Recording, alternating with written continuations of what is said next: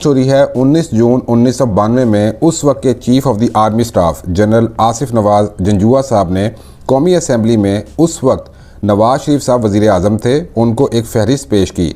वज़ीर दाखिला चौधरी निसार साहब थे, उनको फहरिस्त पेश की 72 बिग फिशेस की कि हम अगवा बराए तावान इनके ख़िलाफ़ इंटीरियर सिंध में ऑपरेशन करेंगे और तमाम जितने बड़े जागीरदार वडेरे और बहुत बाअसर जागीरदार हैं जो उनको पनाह देते हैं, जो उनको रखते हैं घर में, जो उनको प्रोटेक्ट करते हैं, हम उनके ख़िलाफ़ ऑपरेशन करेंगे।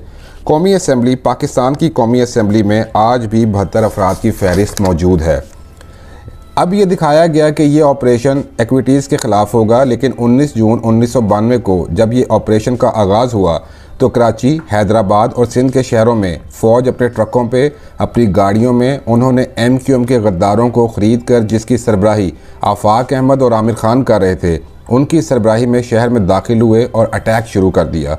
मैं लंदन में मौजूद था। उस वक्त मैंने कहा, यहाँ से फ़ोन पे तमाम साथियों को हदायत की कि आप हाइडिंग में चले जाएं, क्योंकि ये एक बहुत बड़ी घिनौनी साजिश है। अगर आप जवाब देंगे तो सामने फ्रंट लाइन पे तो हकीकी वाले मौजूद हैं, उनके पीछे आर्मी है। ये एक साजिश है कि किसी तरीके से आर्मी से MQM की कोई ऐसी लड़ाई हो जिसको फ़ौज से लड़ाई का नाम देकर MQM के ख़िलाफ़ मज़ीद कार्रवाइयाँ की जाएँ।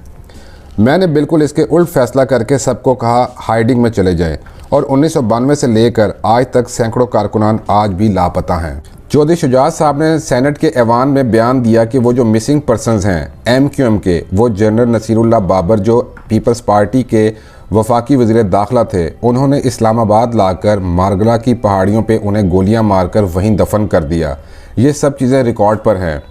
आज तक ये सिलसिला चल रहा है और अभी भी सैकड़ों कारकुनान लापता हैं।